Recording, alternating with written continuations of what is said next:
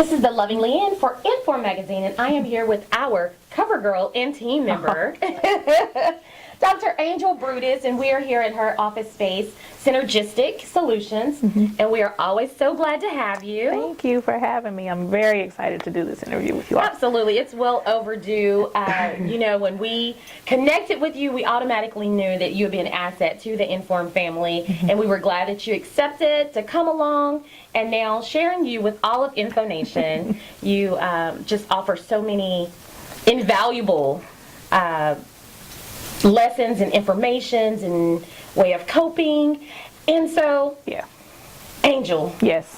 tell us exactly, what does all that mean? You write it, you tell us about it. We know that you recently Yes. received your doctorate degree. 1 year in. It doesn't feel like it's been a year already. I know how time passes. When we met you, we were celebrating you. And so again, we celebrate you. We're just going to keep celebrating you because you've not stopped working. No. You've not stopped working. So tell us, what does that look like now? You have your PhD, your client base has broadened, your scope in the community has broadened. Yeah.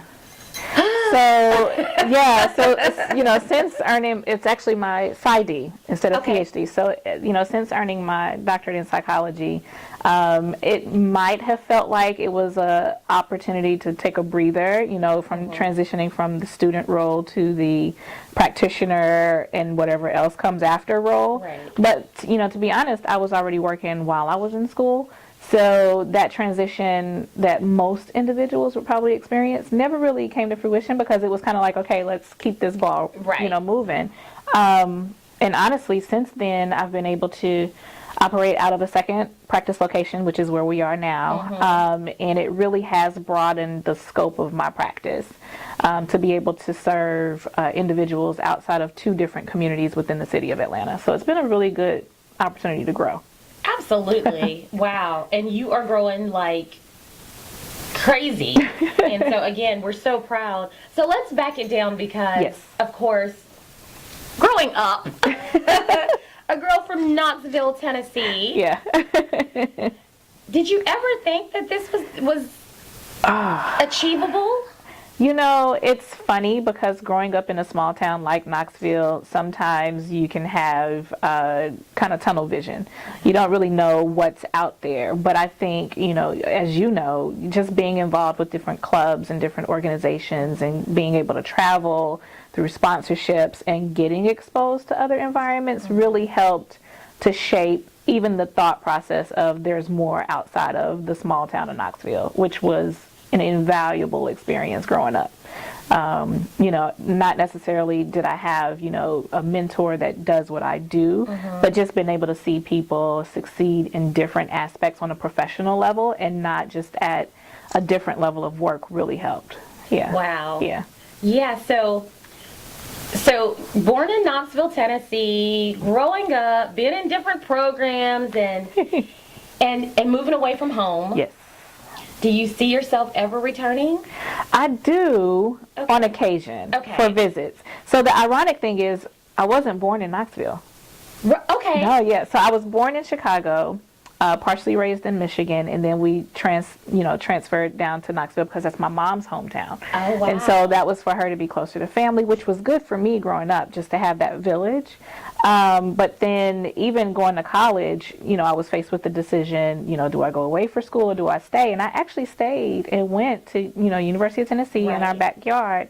Even though it was in the same city, it was a totally different experience. Again, another one of those invaluable experiences where I was exposed to different people from different backgrounds, whether it's, socioeconomic status, different racial ethnic backgrounds, different cultural backgrounds, different belief systems, and who knew that existed in Knoxville, right? So, but yeah, just that alone, like my heart is always still in Knoxville, and thank God for social media because you got to still stay up to date with individuals. And you know my story. For a long time, I was kind of hesitant, like I'm not trying to add too many friends.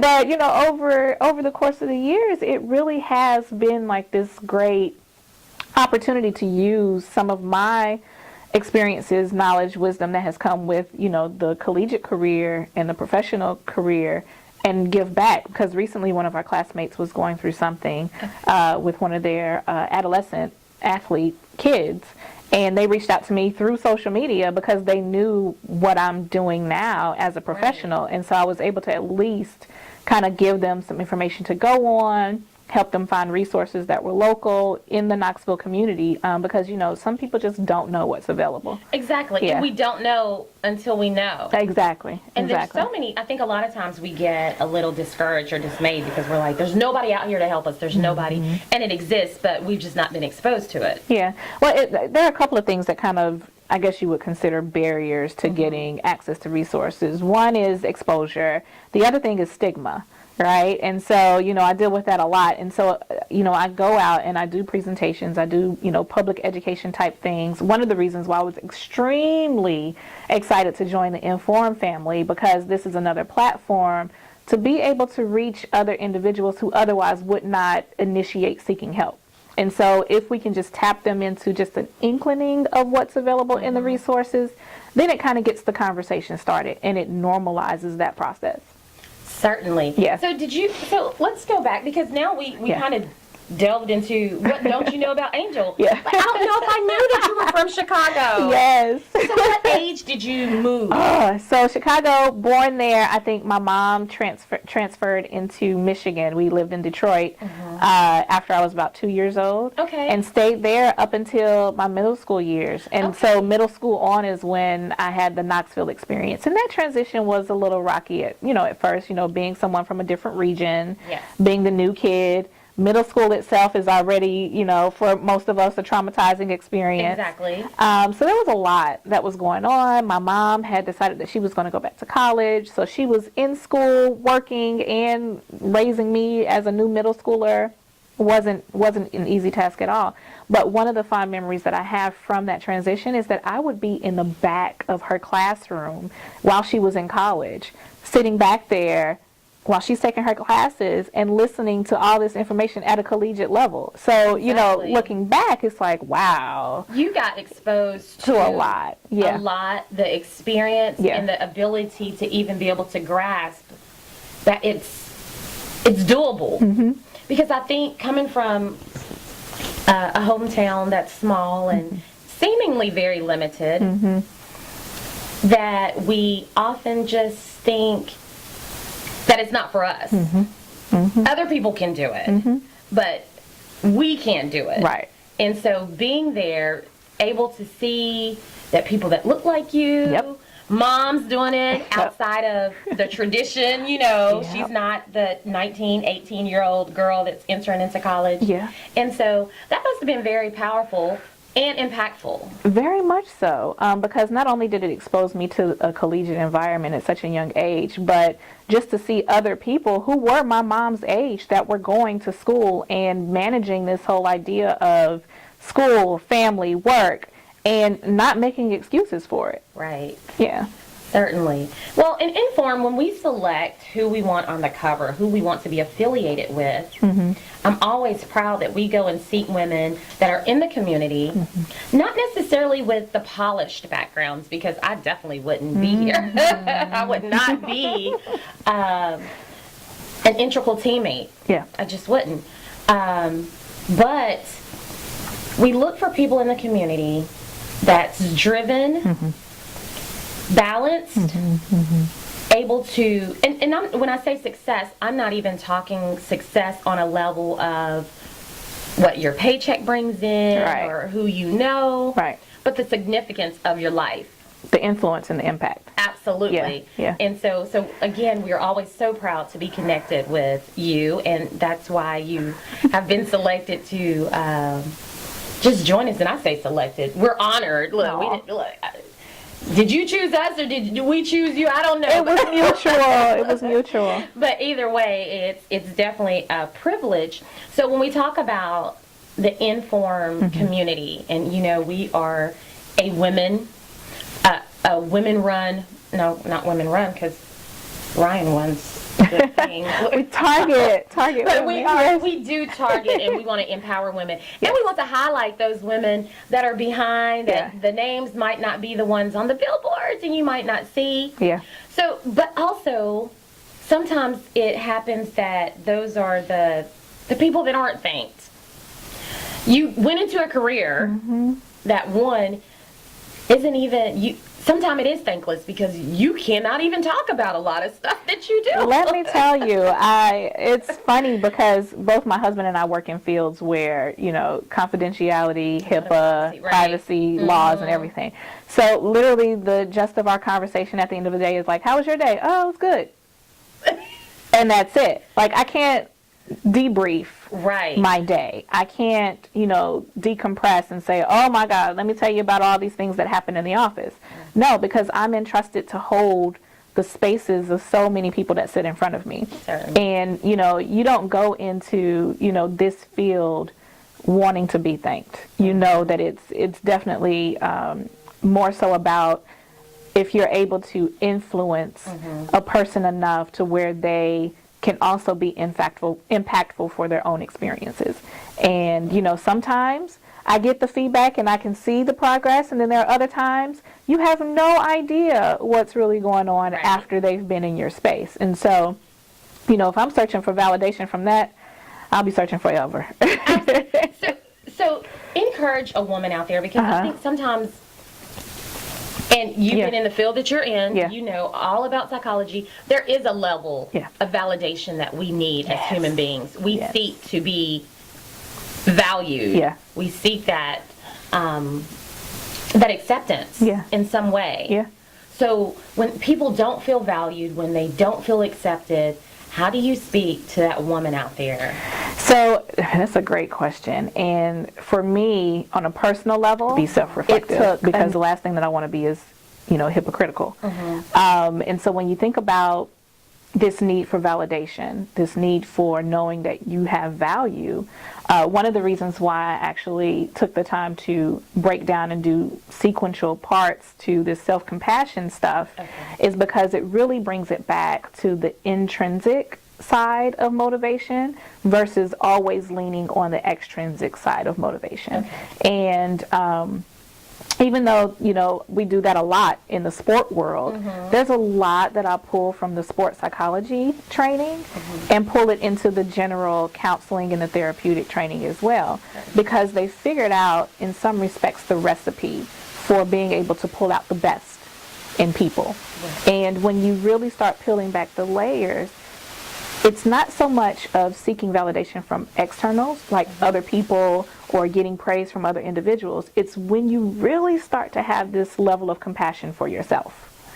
Then you are able to see things in a different light. You're able to see things in a way that aligns closer to your values, right? The more closely aligned we are to our values, then the less tension that we have in terms of trying to please outside sources. Got it. Wow. That's a lot. Deep. Yeah, it's pretty deep, but it makes me think about, so are people born with compassion? Like, do they lose it along the way? Is experience? Because I know people that I feel like they just don't have that level of compassion. They just can't connect to other people, which the people that have those characteristics, in my opinion and in my experience, are usually very miserable, misbehaved, if I can say, a lot of times. I get that. So it's not necessarily about placing it in a category where it could be judged, right? So that's number one. So there are three things that I kind of tell people that we work on, which is letting go of judgment, letting go of expectations, and letting go of competition. And usually it's the competition when they're like, what are you talking about? You work in sport, right? But it's letting go of competition in terms of using someone else's metric system to see where you are in your position, right? So the analogy that I use quite a bit is, would you ever weigh yourself with a ruler? Okay. No. Right. You had to think about that, right? You wouldn't do that. And so it really is about figuring out what metric system works best for you. That helps you to determine and dictate what's going to keep you on this path of wherever it is that you're trying to go. And so for a lot of individuals, we peel back those layers and we figure out what that means for them individually. So when you get back to the compassion piece, is someone born with compassion? That's a loaded question. Okay. Because, when you think back to infancy and you think about the parenting aspect, you think about the intimacy that's been experienced between the child and the parent that, was carrying them before they're even born. You have so many other things in terms of, predisposition for the wiring and the chemical and all the other stuff. Hence the reason why, hereditary factors play a role in, some of our propensity to be anxious a lot, some of us to, have depressed moods, that kind of stuff. I could go on and on just about educating that piece. Right. So that's the reason why I said it's a loaded question. But the surface level answer to it is everyone is capable of some level of compassion. Mm-hmm. It's where their baseline is. That's the question, right? And so what is the old saying, do unto others as you would have them do unto you? Mm-hmm. When you're able to kind of see outside of yourself, right, then that helps to determine the level of compassion that you're able to experience and manifest. Wow. So let me tell you who you sound like. Oh, geez. I love. No, but I love this lady. I follow her, and when I first saw her TED Talk, I immediately connected with her, Mm-hmm. Brene Brown. Yes. So she is she's like on my 40 list of people that I want to get to know, to speak with, just because listening to her, the first TED Talk that I heard, she didn't have that level. So some people have it a little harder. Uh-huh. I feel like I'm gregarious, a little goofy, right? A lot goofy. Regardless, I enjoy connecting with people. Yeah. So when I walk into a room, everybody says, where did you just, and I'm just like, I didn't even feel like I did anything. I just walked in, I said hi to people. I looked people in the eye, and when I asked them how they did, how they were doing, I stood around long enough to listen, And some people are like, I don't want to know, and, I don't make that eye contact. And just different things. So now understanding that some people have harder time with that, but I like that comes to the second thing you said, lose the expectation. Yeah. Because where I may fail, which also might go to my judgment, I may be judgmental of people that are unable to meet my expectations. Right. Because I'm like, what's wrong with So it's about capacity. So I'm very big on tapping into, the different types of learning styles for people that I work with. And so sometimes I'll do a demonstration with a person and they'll get it. So in terms of capacity, the capacity to be able to demonstrate compassion to others. So sometimes if I'm working with someone who might say they're having some interpersonal difficulty, whether it's with their intimate partner or a family member or a colleague or a coworker, you name it, dealing with other people outside of themselves is an issue. Right. And I'll take something as simple as a small cap from a water bottle. And then I'll also take something as simple as a cup. And I'll ask them to pour the contents of the cup into that cap. And what tends to happen? It's going to overflow. It overflows, right? The cap only has the capacity to hold so much stuff. And so that's how we think about other individuals and how they're able to kind of come to the table, whether it's, demonstrating compassion for others, looking outside of themselves, being able to have sympathy or empathy, that kind of thing. Some of us just don't have the capacity to do so. And that could be a number of different things that are taking up that space. It could be past grievances. It could be past traumas. It could be expectations that are so filling that they can't see that there's other possibilities, right? It could be inflexibility, those kinds of things. And so one of the things that I like about Brene Brown specifically is that she has been able to really articulate and put into words what these concepts and these essences of the experience is like. So there's a great book that she has. It's called Daring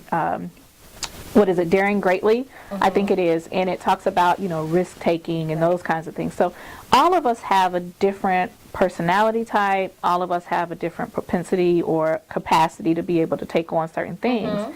So being able to navigate those relationships with people who may not necessarily be at the same level as us, that is where the growth kind of comes into, because when you're able to kind of notice it and see it, I always say increased awareness begets increased responsibility. So once you become aware of the differences, now you're responsible to do something with it. Absolutely. I love that too. So once again, speaking to our audience and our women, because I feel like just innately, as women, we're just designed as nurturers.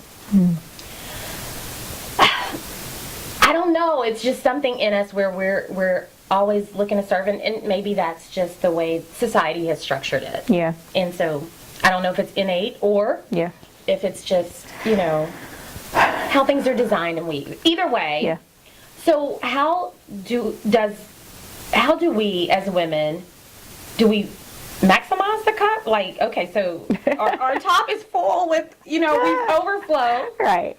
So do we get a bigger lid? So it starts to force you to prioritize what contents you are going to allow to fill that space that you have the capacity for. So it's not so much about broadening your ability to have more. Okay. It start picking and choosing what you can handle. Okay. Makes sense? Mm-hmm. And essentially from that, then that helps understand the possibility of being flexible. So in one circumstance or one situation, you might be able to handle X, Y, and Z type of content. Okay.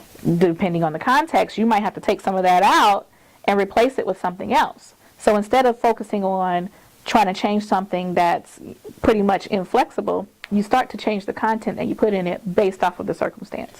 So instead of putting big marbles in your little lid, you might want to go get some little pellets. Exactly. You find what works well for what you have the capacity to hold. Got it. I love that. Yeah. That is very good. So what I find, and even in my profession, I find that we are great teachers, and we know the formulas. The execution is huge. It's huge. Yeah, and so one of the things I think that's coming up for me right now is also this concept, and you kind of sort of touched on it a bit, is societal expectations of what a female should and should not be doing. Right. Which time and time again, we have proven over and over again that when you start talking about the gender line, there are 10 million things that we have the capacity to do that crosses that gender barrier, right? And vice versa. One of the things that I also see quite a bit is when a young woman doesn't necessarily fit into the traditional societal expectations of what a female should be interested in or what she should be doing or have the capacity to do or be a nurturer, right? Especially working with business professionals, individuals, who have really made it to the brink of their career trajectories. A lot of times what you'll find is that they've had to, at some point along the way, decide what they were going to sacrifice and what they weren't going to, right? So it could be starting a family. It could be having, a spouse. It could be having children, whether it was decided or physiologically they weren't able to do it. And so then that becomes directly tied to this idea of womanhood. And if they don't fit and hit all of those check marks in that category of what society says womanhood should be, it creates this, in my world, what we call dissonance, where you're battling between what should be and what I am, right? And then it challenges the sense of identity and all these other things that kind of trickle down from that. And so, there may be a woman who reads Inform that doesn't identify as a nurturer, right? Okay. And then she might automatically think, well, something's wrong with me, right? So just being extremely mindful of the social construct of how we kind of place each other in boxes. And I think that's one of the issues that we find quite often, specifically in our, we could tend to ostracize our sisters if we're not extremely careful about just being able to demonstrate compassion and see just how much people can hold. Absolutely. I love that. Yeah. I'm going to have to pay you after this session. No, that's good, though, because it really, really opens up. So we talked about what we do. So now let's talk about you a little bit. Okay. Do you actively live, because like I said, sometimes we can teach it, but can we apply it? And then it's always harder to... I can tell somebody today how to lose weight. I promise you I can. I can get you right. I can too. I can get you right. Now, that's my struggle for other reasons. So how do you balance that, Angel? You know what needs to happen for coping, for best health, and all these, most, let's see, what can Like we best call it? practices Best for practices, just self-care. to have, Yeah. that good self-care and just maximize living, Yeah. you know. Yeah. But I'm man, human. we struggle. Right. And so one of the techniques, so to speak, that I use with my clientele a lot is self-disclosure. Like if I identify with something that they're going through, I don't have any problem saying, okay, so let me just share with you that I'm strongly pulled to what you just shared with me. And then I'll say, do you mind if I do a little bit of self-disclosure? And if they say yes, then I'll give them an example of something that really rings true for me, Right. and how I've been able to somewhat deal with it, but also giving them the space to figure it out for themselves, how they can approach it for themselves. But time and time again, the feedback that I get when I do a little bit of self-disclosure is that it helps to know that, number one, this is an experience that's normal, and then number two, that there's something that can be done about it. Okay. Right? And so for me, the balance is a day-to-day struggle, especially being an entrepreneur, being a mother of 3, being a wife, and being a daughter, right? And so all these different roles that I navigate on a daily basis. And you know you limited that list. I know I did. Okay. Yeah. Yeah. And that's not even including all of the, the number of clientele that are on my caseload Right. that work with me on an individual basis, and then, on a team basis as well. So, there's a lot of space that I hold for a lot of people. Yeah. And remember that little cap? Right. The capacity to hold things. I have to also make sure that I have the capacity to hold for myself as well. And that's not always easy. Right. That can get neglected by ambition. That can get neglected by multitasking. Okay. That can get neglected by not feeling that it's okay to not take on a client because of being in such a helper role that you want to help everything. Right. But also having someone to hold me accountable. So my husband and I, we have a great communicative relationship, and he knows me like the back of his hand, so he can see it. If he sees that I'm checked out, like I could be physically present at home and someone is talking to me and I'm doing my uh-huhs and uh-uhs, but nothing of substance is coming out, Right. then he knows that I probably either haven't let go of the hat that I was wearing before coming home, Okay. or I need a buffer. And so he'll kind of step in and buffer for me. I'll go up, run my bath water with my Dr. T's Epsom salt, lavender. Right. I have it down to a science. Put on some music, put in some bubbles, and just sit. Okay. And not necessarily sit to rehash all the stuff that has happened in the day, but literally just to sit and listen to all the sounds that are coming out of the music. And the music that I typically listen to is like, Zen music. It's very nature oriented, no words. Like, it's purposeful. Okay. And it's just to kind of give me permission to just be. And without the intent of thinking that as soon as I get out that tub, I'm rejuvenated and I'm ready to go, but literally just be. So that's another example of letting go of that expectation. I don't want anything in return from this experience. I just want to be where my feet are right now. Wow. I love that. Yeah. Just be. Just be. Just be. That's amazing. Yeah. I don't know. So tell somebody like me, this may be all for me. Sometimes I feel like I can't shut my brain off. And I know, being in those spaces that we talked about, the entrepreneurial struggles, even in the marketplace, I've worked in traditional jobs. Yeah. So that's a struggle. Yeah. Now I'm counting on somebody else to make my ends meet. It's just, you just move the struggle. Yeah. It's still a challenge. And then being a creative person, and then once again, being a people person. So my energy is usually heightened by being around people. But it's also draining. I was going to say, and at the end of the day, aren't you not just tired, but completely exhausted with nothing left to give? Yes. Yeah. But I find it hard to turn off my brain. And I like to think that I'm not the anomaly. You're not. So speak to some lady out there that's trying to figure out. Okay. We should put Dear LeAnn on this column. This is all for me. So some lady out there who needs this. So there's a myth about you know, so the term meditation, right? A lot of people, you know, from a Western, you know, perspective, latch on to the idea of meditation, hence the uptick in people taking yoga and those kind of things that are born out of the Eastern philosophy. Okay.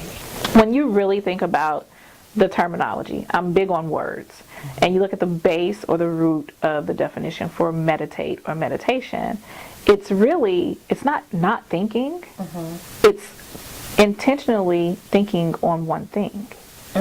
So it's not necessarily turning your brain off, it's being extremely intentional about what you are giving your thoughts to.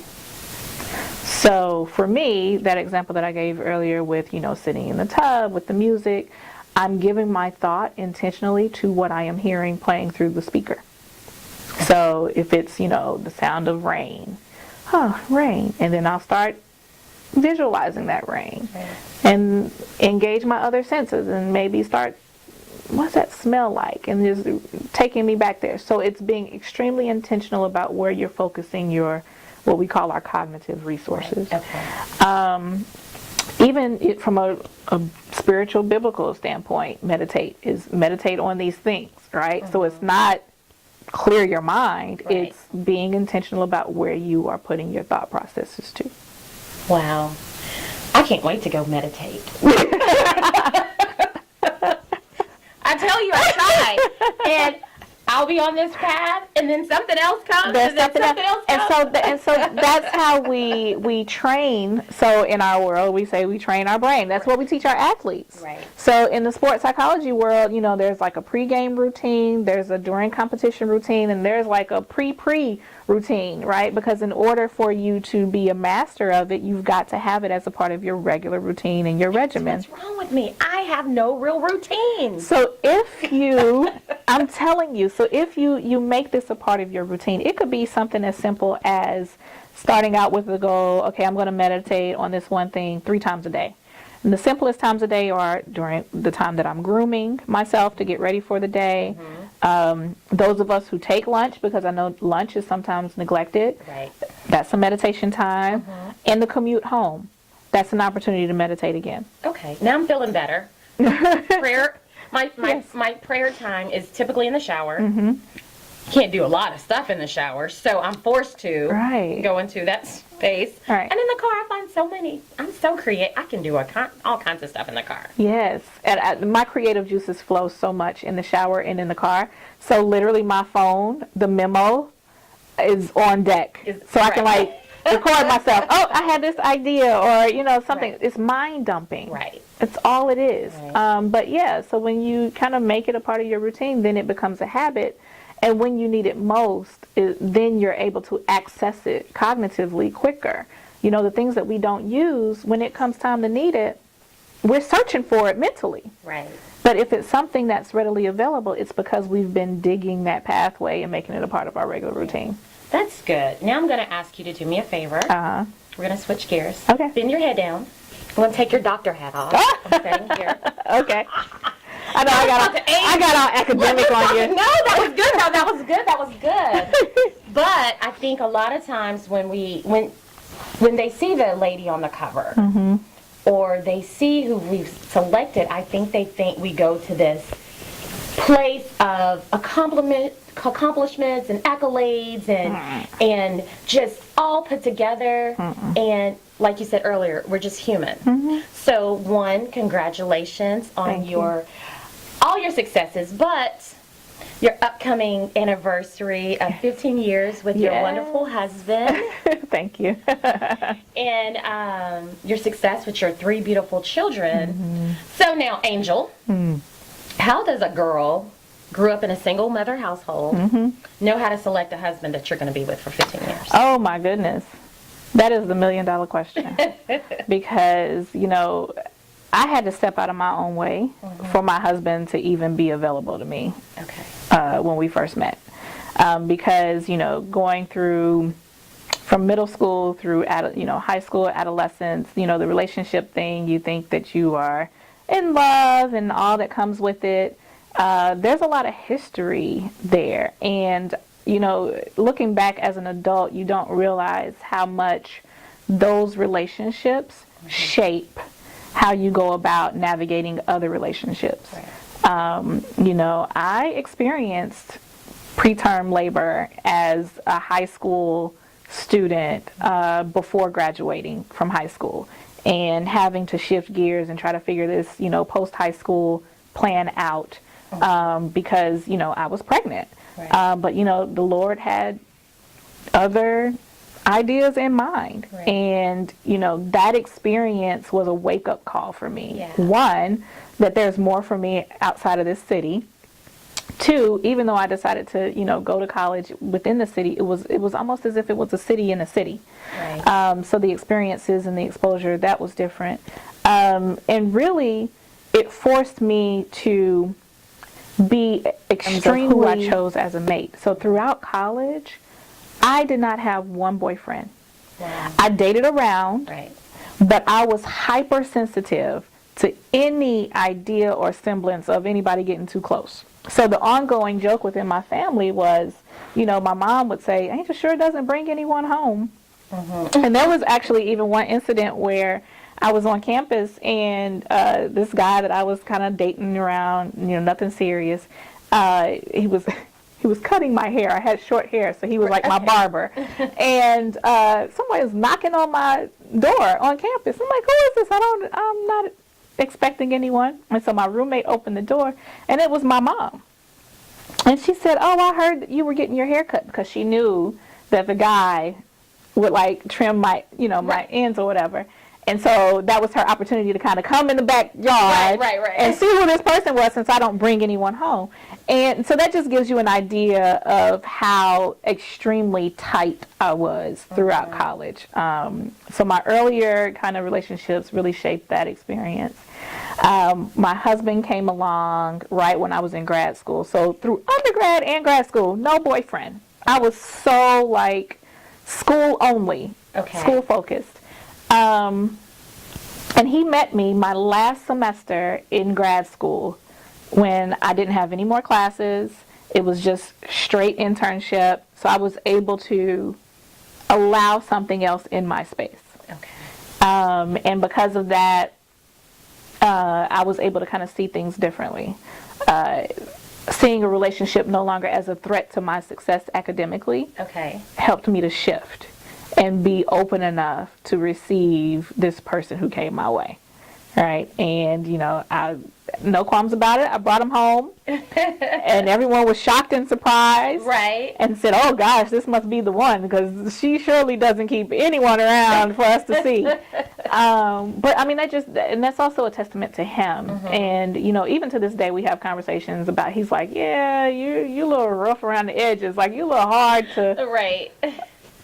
And like, yeah, I can't help it. Like, those early relationships really did shape and shift the way that I approached moving forward. Even so that it still influences the way that I work with my husband.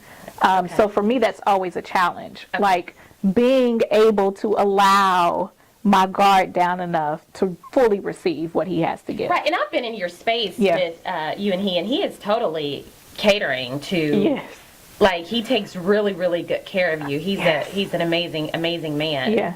So, I need you to ease up. I need you. I am. I told you, I'm not perfect. It's a work in progress. Absolutely. So, do you think that comes from being a fatherless girl? Because I've known you practically all my life. Yes. And I don't think we've ever spoken about your dad. So, it's interesting because I've just recently gotten into this space, maybe about 1.5 years ago, where I've decided that I am going to look for my father. That's a whole nother kind of conversation to have, but just from a maturity standpoint. Yeah. But I think not having a dad as a model in the household was a significant impact for me. Right. Because you don't know how to define love, what true love is anyway. Yeah. And what that looks like. I am like tripping out right now because I am getting so... Oh. Because, I've always been with my dad. Yeah. And so anytime I hear a girl doesn't have a dad, I always feel really sad. That was my... That's my other appendage, Yes, that's my... So to hear, we're in our 40s. Yes.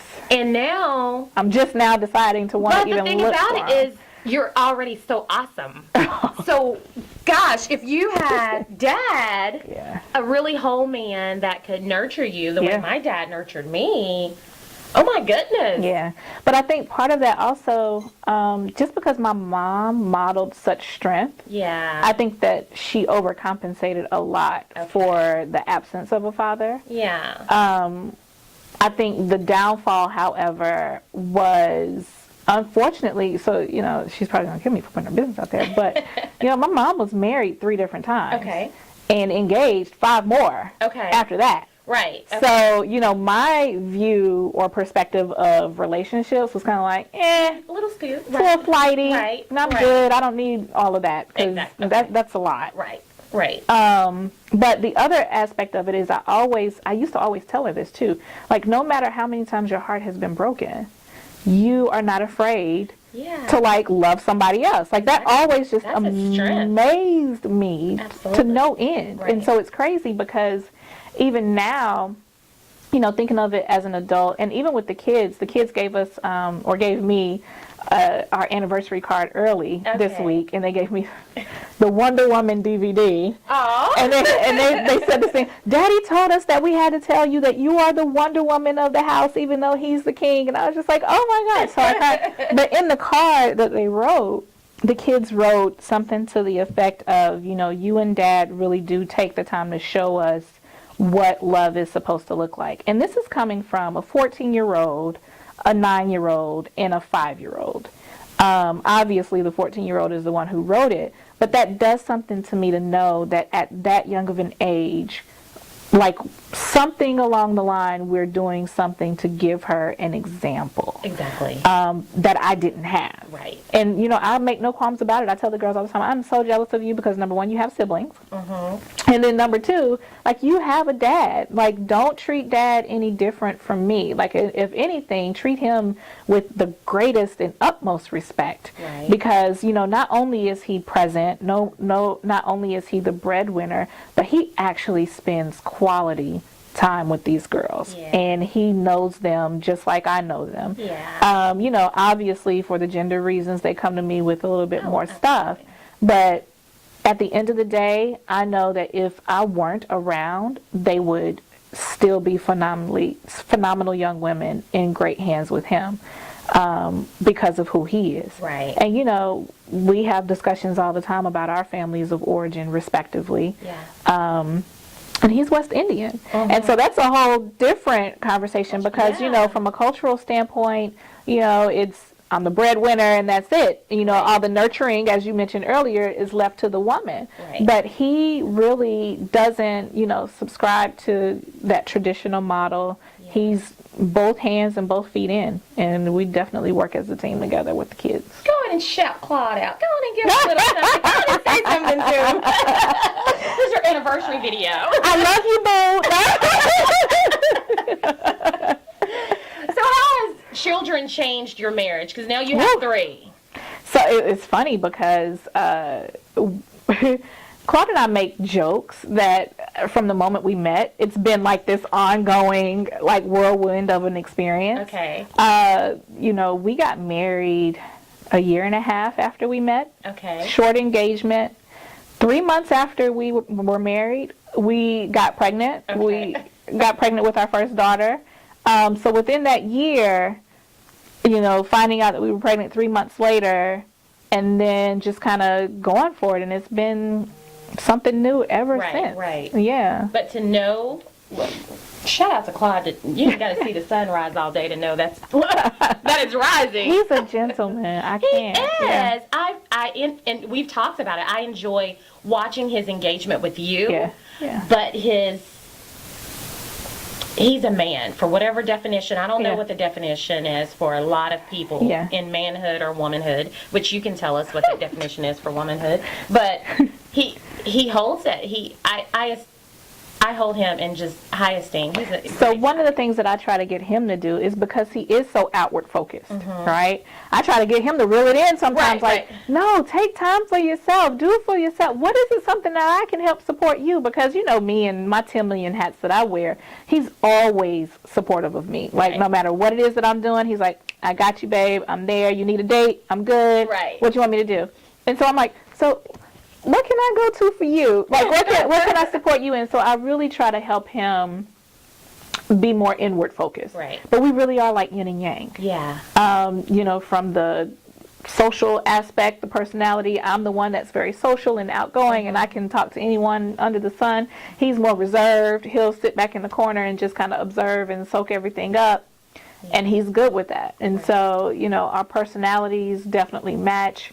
I know for us, in order to balance the marriage, I have to be extremely cautious of the fact that I see it, I need to get it done, and boom. Right. And for him, he likes to kind of like analyze it, then figure out what to do, and I have to sometimes pull myself back to not overstep into his space. Got it. Mm-hmm. So it's a dance. So that answers one of my challenge. I was about to ask you what is the challenge, but so that sounds like, but it sounds like a challenge that you're aware of, so that you can cope with. Yeah.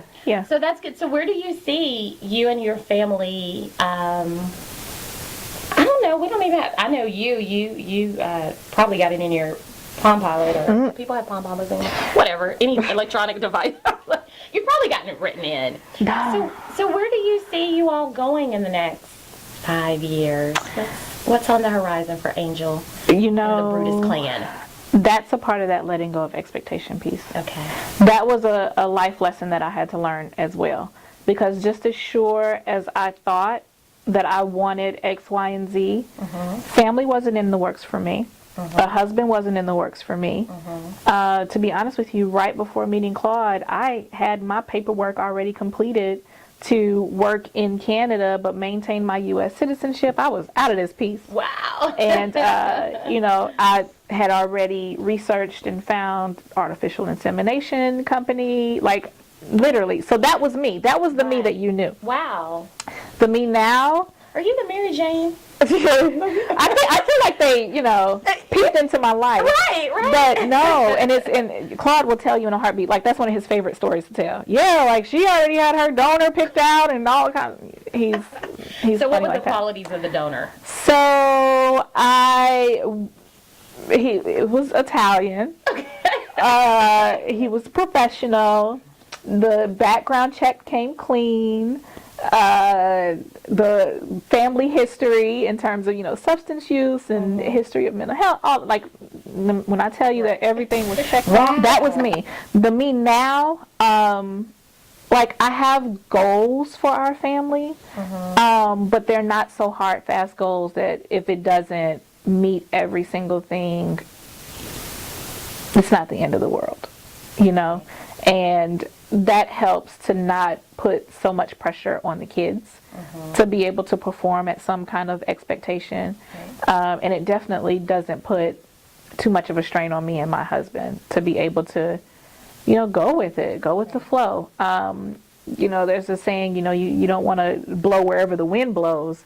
So having an idea in mind in terms of, as long as we have our shelter, an opportunity to create opportunities for our kids, whatever those are, because I shared with you earlier, one child, she came home and was just like, hey, by the way, I signed up for another sport. And we're like, okay, we're not going to say no, but it's like, yeah, we're going to have to figure this out. But that's just who we are. Like, if you say you want to do something, we're going to find a way to do it. Absolutely. At least expose you to it. And then if you decide you don't want to, at least you tried. Certainly. No regrets. No regrets. No regrets. I like that. No regrets, and be present. Be present. Taking all kinds of mental notes here. I'm going to be all right. So, Angel, we want to make sure that we stay connected with you. We could do this for another 2 or 3 hours. There's so much more, even stuff that we didn't, but because you're part of the team, I can get all this good all stuff access. all the time. So there may be another column coming here, 'cause there's so much stuff. I mean, literally. So tell us, how can we stay connected with you? Okay, so on social media, for Twitter and Instagram, I'm at AngelBrutus1. Facebook, I use my personal page as my professional page as well. I don't have time to separate the two. That's just my life. I'm an open book. So if you really want to know me, look at my Facebook page. I'm an open book. And then also you definitely can connect with me through my website, www.sportspsychsynergy.com. And there's a lot that's going on. I'm a part of a few organizations, and we're constantly doing things. So, got it. Yeah. So, is there how can we support you?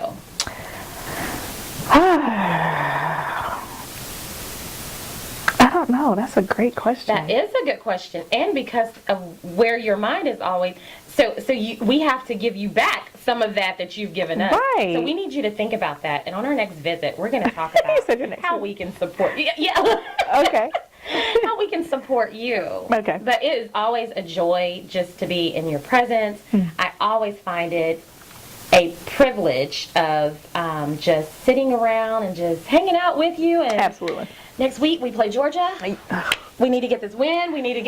That win yesterday was ugly. Yeah, they're troubling me. They're troubling me. But next week we need our players to show up. They can't use the excuse that their starters are injured, and it's a team. Yeah, right. And you can't blame the coach for everything. The coach can't get out there on the field and play. That's true too. You got to bring it. So, because and typically, we close with the final thought, but because we are right on time and we are in the moment, and you're in sports, and we are in this world that we're in. So Donald Trump recently tweeted. Yes. I won't even Google or look it up. Look, I'm about people researching stuff. So if you don't know what we're talking about, then you need to get into your current events. Right. Oh my gosh. So where are we? What should be expected of our athletes? We're not even going to talk about what should be expected of the leader, the highest office in the. We're not even going to talk about that. But how are we to respond? I think so. My husband and I, he's been all in this interview. My husband and I actually just had that conversation this morning. I believe, and this might not be a popular answer, but I do believe that the things that the president of this country has said and done is a necessary evil. Because it has forced other people to really start to reconsider their positions. And, just from different interviews that have been held, the immediate kind of knee-jerk reaction that happened on social media, whether it's through current players, former players, even owners are starting to speak out now, which they have been remaining silent the entire time. Organizations are forced their hand to speak out now, and you're really starting to see that there are way more people who are actually supportive of the idea or the essence of what has been, kind of the reasoning for whether it's kneeling or whether it's locking arms or whatever. It's starting to move away from the distraction of the rhetoric or the narrative that, this is, activists against military, or this is activists against police. No, that's not what this is. This is about a call for individuals to be seen as humane. Bottom line. And, one of the things that I deal with on a professional level, even with some of the teams that I have, being here in the city of Atlanta, there are protests all the time. And depending on where you're located, if you're downtown, then you'll see protests happening outside of your dorm room, right? And so, I've had to be in the locker room and work with a team about the divisiveness within the team. Like, some wanted to go out there and participate, and some were like, no, they didn't want to have any parts of it. And there were others who were getting phone calls from their family members saying, don't do it, this is going to ruin your experience. So you have this mixture of response, and some people just don't know how to respond to something that is invoking something in them. And so, having those tough conversations is the step, number one, in the right direction. But then also it forces the rest of us to see that people who perform as athletes are multidimensional. They're not one-dimensional. These people have families that they go back home to. These people have 10 million other things that are going on in their lives outside of the field or outside of the court. And now is an opportunity to really start to foster more of that conversation. And so I'm excited about the fact that our president is kind of flippant at the lip because it was a necessary evil to move the conversation from being stuck. It's my opinion. Wow, and that's a good opinion. And sometimes we have to have that provocative. It's a jolt. Yeah. And so I haven't, to be honest with you, in full transparency, I haven't watched an NFL game. Right, okay. And it wasn't necessarily just because of, the trend of trying to boycott the NFL, because in the field that I do, I can't necessarily do that. Right. But it was more so because I have other things that were going on. Right. But my husband and I are actually intentional about watching today, not necessarily for the performances, but to see the different teams and the responses to what's going on. Okay. Right, because the other part of it is I'm preparing to be a part of a blog radio show as a co-host, and so I have to be kind of up on the... So can you share that with us right quick? And Not take yet. Us, not yet? Okay, so just know that Angel is out there, and she is doing that dang thing. Something else on the calendar. I'm so proud of her. If nothing else, I can just say I knew her first. No. I knew her back when. No, so, but being abreast of the conversation of it's more than sports. So actually a lot of my hashtags that I do on social media, I'll post something and it hashtag more than sport because it's way deeper than just the performance. Exactly. Yeah. I love it. I can sit here and talk to you all day. We're going to run out of footage. We'll never run out of footage, but we will run out of battery life. No, but thank you. And once again, this is an Inform team member, part of the family. And so make sure that when you open that cup, now you'll see her. She's just going to dominate the next issue because you'll have your segment and then you'll be all plastered through with nothing but knowledge. It's so purposeful and it's so needed. So thank you for spending your Sunday morning with me. Good. And you know what it is. This is the Loving LeAnn for Inform Magazine. And this is Dr. Angel Brutus. Thank you.